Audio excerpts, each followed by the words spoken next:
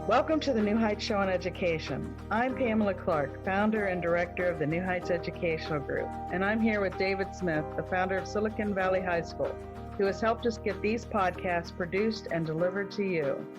Yes, Pamela, when we saw the great things that you and your army of volunteers were achieving at New Heights, we wanted to get involved. We're happy to work with you to leverage the internet and make quality education accessible and affordable to everyone, everywhere. Thank you, David. We appreciate Silicon Valley High School helping us to get these podcasts out to the hundreds of thousands of listeners from all over the world. So I hope you enjoy the show.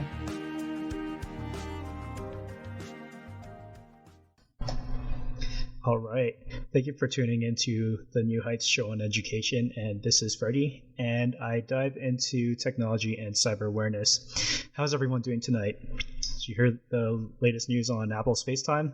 I hope you guys updated your iOS firmware so that you guys don't get yourself eavesdropped. Well, tonight I'm going to be sharing my last episode with you guys, and I've decided to close it off with where cybersecurity, where's pretty much going to be in the future. I hope all my listeners have enjoyed my show so far, and I hope you guys learned something new as much as I have learned something new. Now that I'm leaving my mark here, I just want to conclude this whole chapter of cyber awareness with my said topic. Now, before I start, I was just wondering if any hosts would like to pick up where I left off. Be sure to contact NHEG, especially Pamela Clark. We're always looking for new volunteer hosts, and they can even train you. So contact New Heights Education at yahoo.com if interested.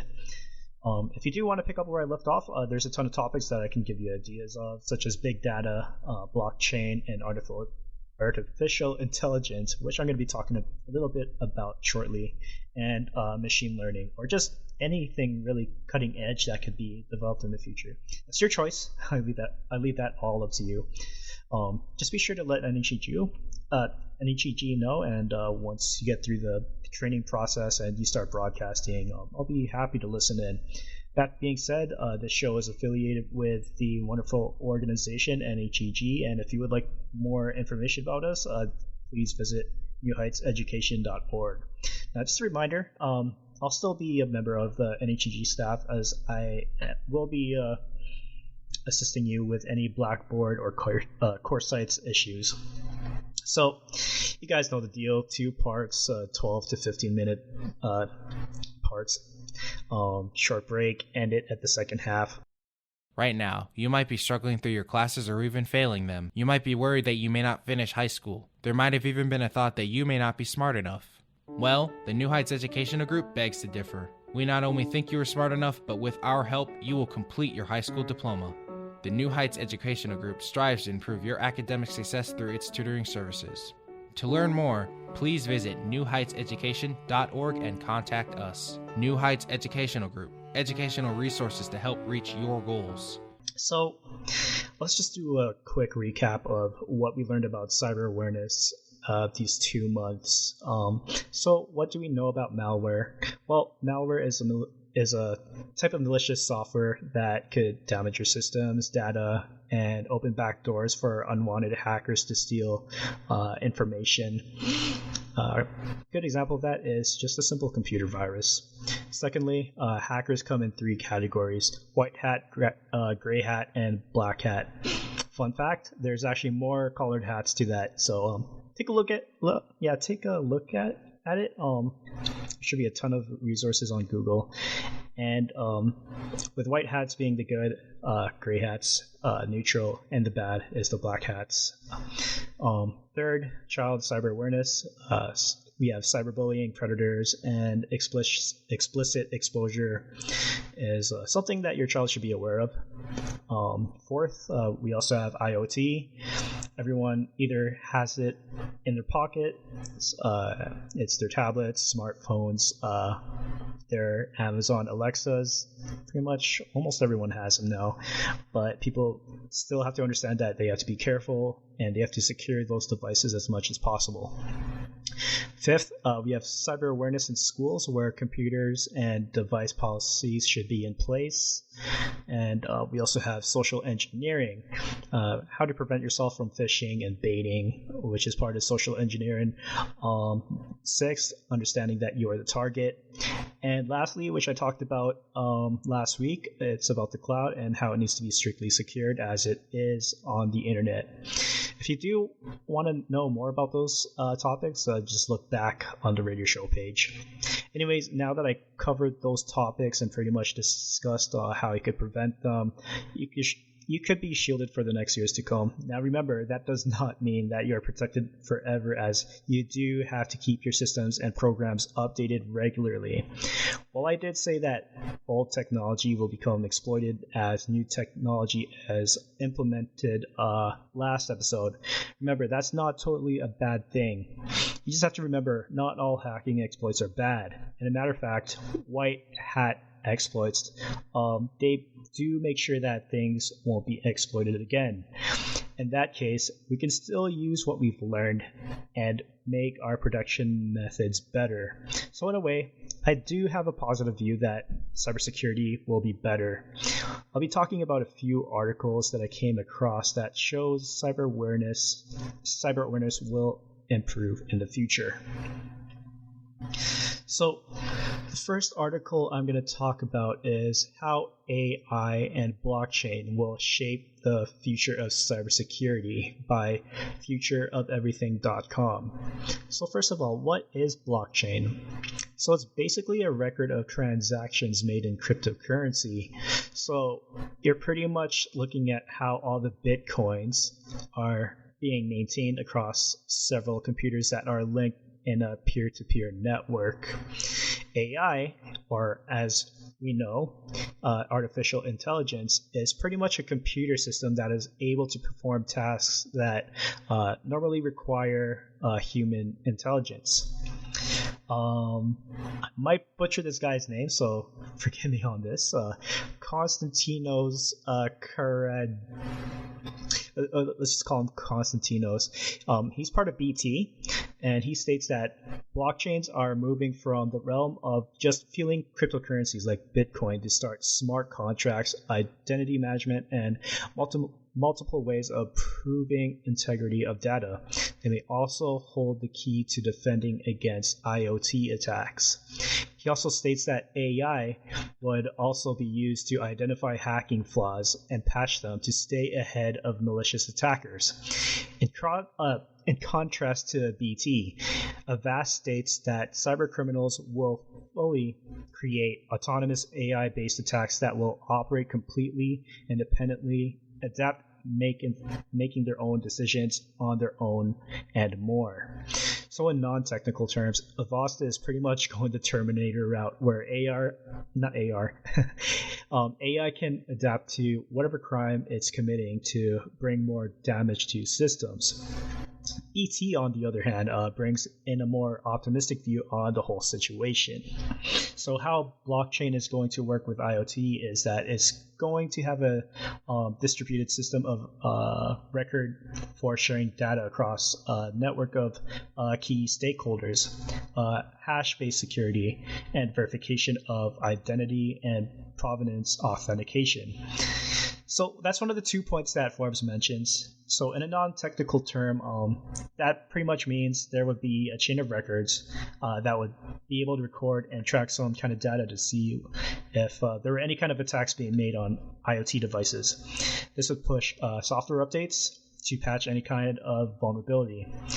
Now back to BT's point about AI finding any holes. That would be great for cybersecurity because, like a human cybersecurity researcher, the AI would be able to hack and patch up any security holes so that malicious activity would be reduced.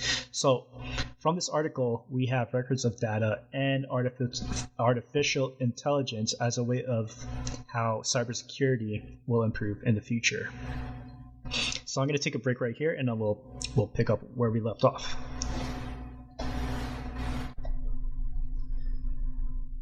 Welcome back to the radio show, guys. So just to pick up where I left off, let's talk about another article.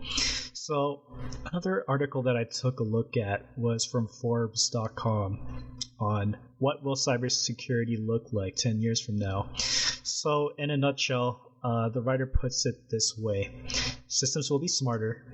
It would have the ability to handle large amounts of data.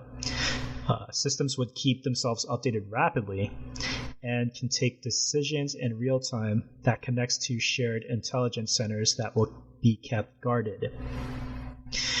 He also states that the general public will be something like a common safety practice, similar to how people put a seatbelt on when driving. So my take on this article is that this whole thing about systems being smarter is a possibility. This is kind of what I'm saying about how if technology will grow, new threats will come. However, technology is always being up to date regularly. Let's take Apple, for example, when they had that FaceTime problem. Apple was able to patch that loophole as soon as that word came out. It's probably around like 2 or 3 updates now after that. So just be sure to update your iOS. And so say, what if later down the line with AI going more into development, that's on the new iPhone, let's say iPhone X, I don't know, X2, X3, something like that. And it just updates itself thanks to AI adapting to new features, security patches, and other bugs of the past iOS updates. Would that mean systems are becoming smarter? That's another possibility I could see coming. Also, when talking about having that ability to handle data, the article states that defense systems will need to become more sophisticated in order to cope with huge amounts of data, like interconnecting defense in real time. So, the article gives an example of how the network would need to share information with our personal devices. So look at it this way.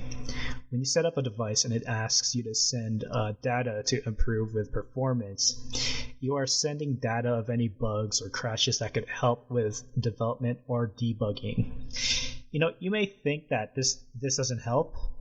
Sometimes I think like that too, but if we were to take a closer look at all the updates your apps are going through, you do notice that there's a difference with the app. It's much cleaner, the bugs are fixed, and you may have noticed that it's not as sluggish as before. Same goes for cybersecurity. The more data that is sent out, cybersecurity analysts and white hats can develop a way that could further protect your systems.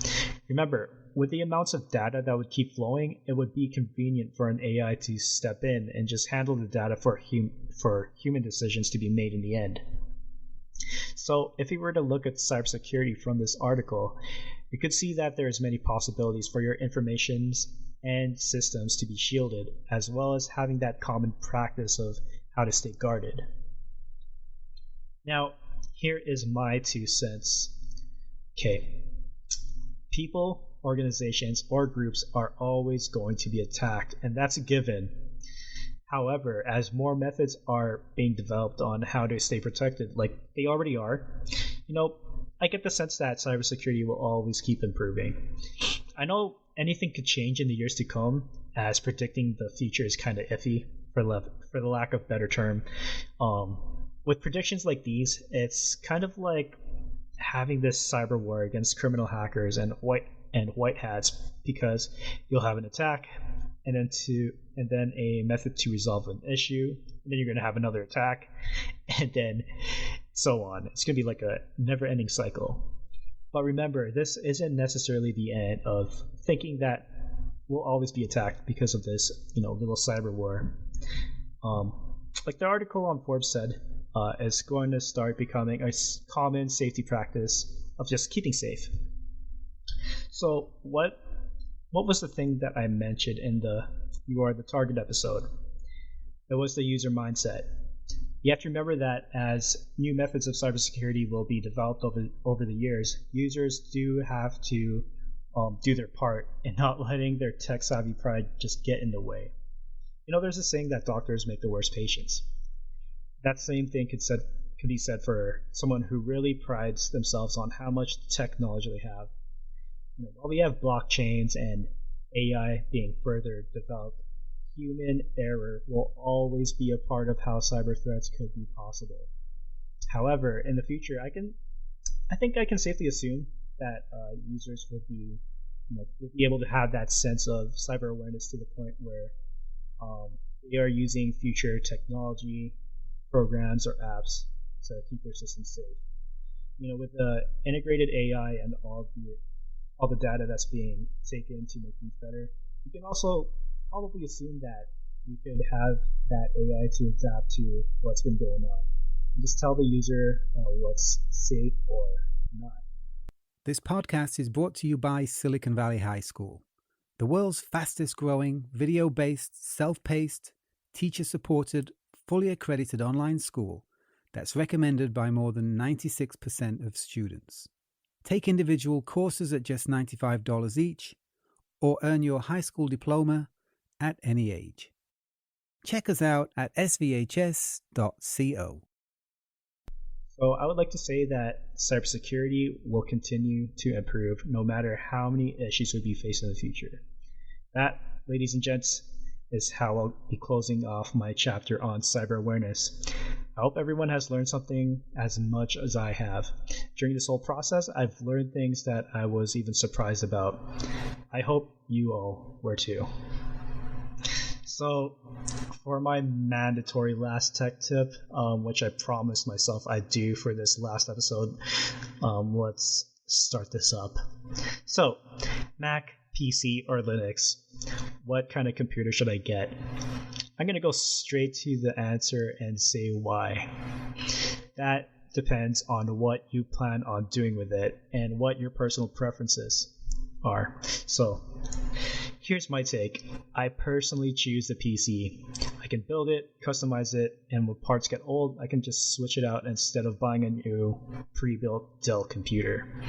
I also like to play a lot of PC games because I want that full 4K resolution, and I like how the mouse and keyboard control on certain games, and I do most of my hacking projects on there.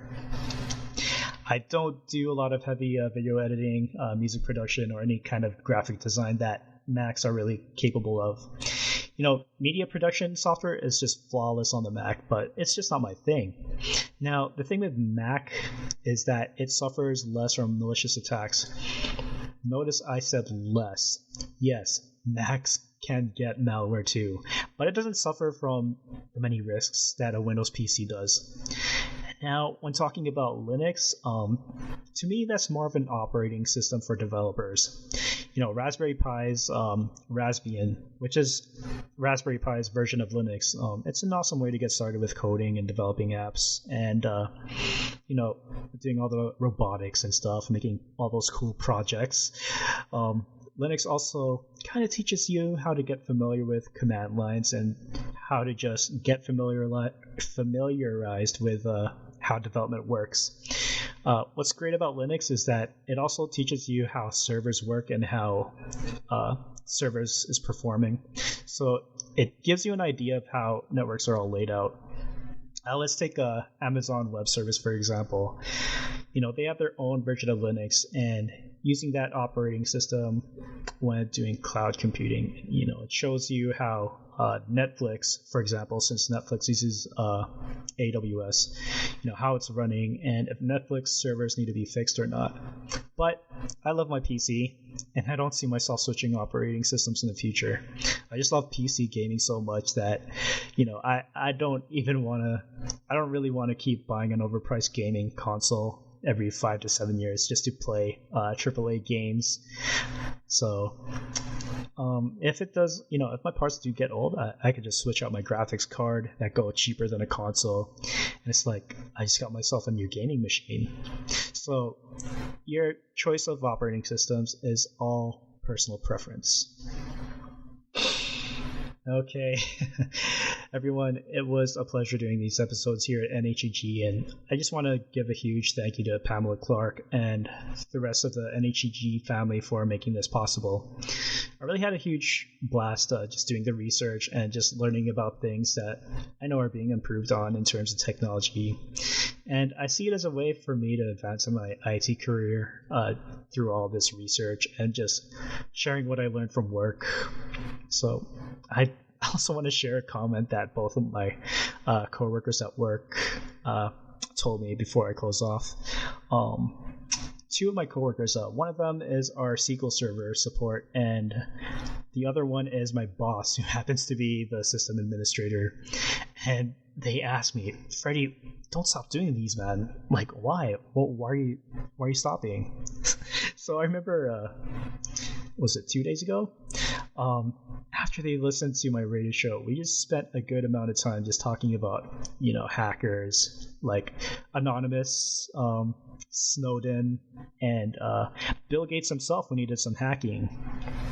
And what we talked about was pretty much radio show material, but unfortunately, I won't be able to share them. Now, remember, I'm not leaving NHEG completely. I'm still the Blackboard and Core Sites assistant. So any issues that you run into in class, do not hesitate to let me know. I know that I won't be able to respond to your emails as quick as I used to, but I guarantee you that I will reply back on the same day. So until then, I hope to have raised cyber awareness on these episodes, and that my message just gets out there. And remember, keep yourself updated.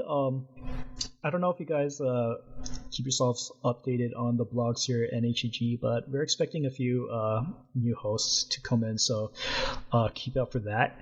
Also, if you just want to look back to my shows or any of the previous hosts, just go to the NHEG radio show website. So just go on newheightseducation.org, and you should be able to see the link to the radio shows up top. So a lot of our previous hosts, they do a fantastic job of what they're covering. So please check those out. Okay. All right. I hope everyone here gets a good night rest for a fresh start in the morning. I want to wish you all a good night. I want to wish you guys all the best. And thank you very much. You're all wonderful. We hope you enjoyed today's show. Don't forget to rate us and follow us on your podcast player. Check out our show page, radio.newheightseducation.org, for monthly announcements and other happenings.